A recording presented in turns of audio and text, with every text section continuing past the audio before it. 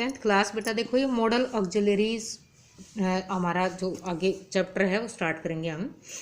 Auxiliary verb, the verb which has no importance of its own but when it comes with the main verb and helps in making a tense is called auxiliary verb और helping verb. For example, they are playing football, she has done her homework, I shall come first, she can lift this box, he was playing cricket। Type of auxiliaries, there are two types। देखिए, first है primary auxiliaries, second है model auxiliaries. ये आपकी book में भी है बेटा, मैं ये अदर बुक से आपको थोड़ा सा डिफरेंस समझा रही हूँ क्योंकि उसमें देखूंगी बाद में।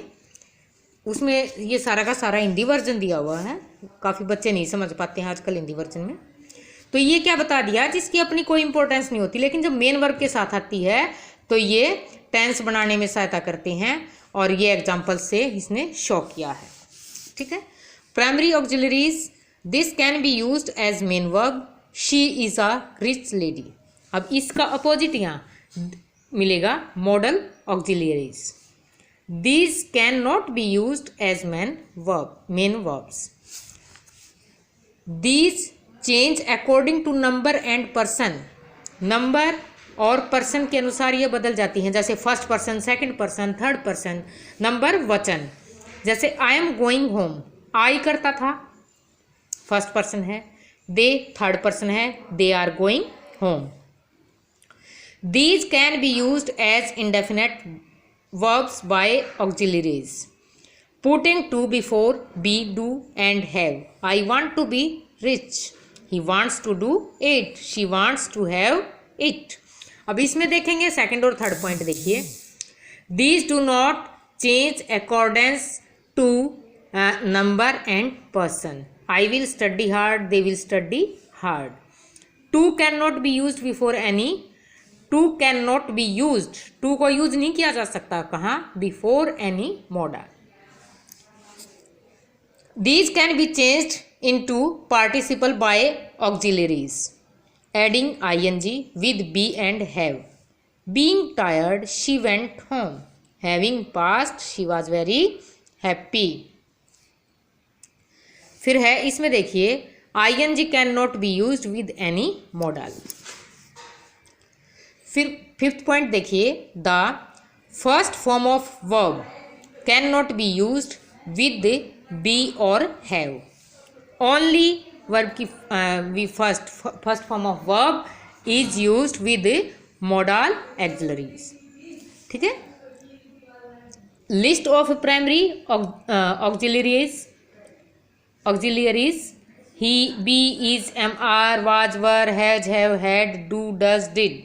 और list of models auxiliaries, shall, should, will, would, may, might, must, have, to, am, ये मॉडल्स हैं और ये प्राइमरी, ये हेल्पिंग वर्ब भी बोलते हैं इसको, ऑक्सिलरीज बेटा।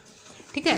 मैं आपकी बुक से थोड़ा सा मैं बता देती हूँ, लिखना केवल इतना ही है आज आपको लिखना है, ये डेफिनेशन लिखनी है, इन दोनों के बीच में डिफरेंस लिखना है, फिर ये लिस्ट लिखनी है।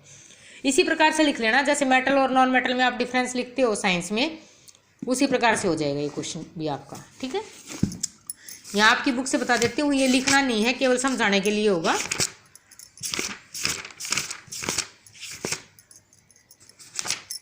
देखो इस तरह से विल का प्रयोग, विल और शैल का प्रयोग किया किसी भविष्य की घटना का केवल साधारण रूप में वर्णन करना हो तो। ठीक है।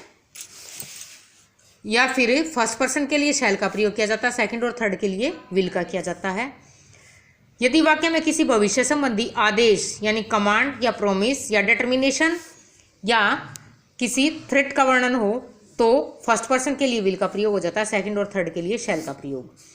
यदि वक्ता अपने किसी भविष्य संबंधी उद्देश्य को प्रकट करना चाहता है यानी इंटेंशन हो कोई, तो वो अपने लिए विल का प्रयोग करता है। ठीक है। तो बेटा ये तो सारा हिंदी वर्जन दिया हुआ है, मैं आपको कल रूल्स जो हैं वो ये अपने उससे बताऊंगी। केवल आपको आज लिखना केवल ये है और ये अपनी कोई भी बुक हो वहाँ से ये यूजेस इसके पढ़ लेना। जैसे ये मैंने आपको ये दिखा दिए, आप इसी वीडियो से पढ़ना चाहते हो तो पहले विल और शैल का है, फिर वुड और शुड का है, फिर उसके बाद मे माइट का है, फिर मस्ट का है, ठीक है। फिर मस्ट के बाद ought टू और यूज टू है, फिर नीड का है।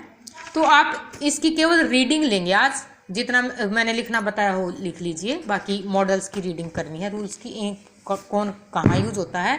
और मैं बता देती हूँ बेटा पहले ही आपको, एक वाक्य में एक से ज़्यादा मॉडल्स आ सकते हैं, यानी वहीं पर जैसे ought to is equal to should होता है, मे और कैन भी एक सेंटेंस में आ सकते हैं, ठीक है।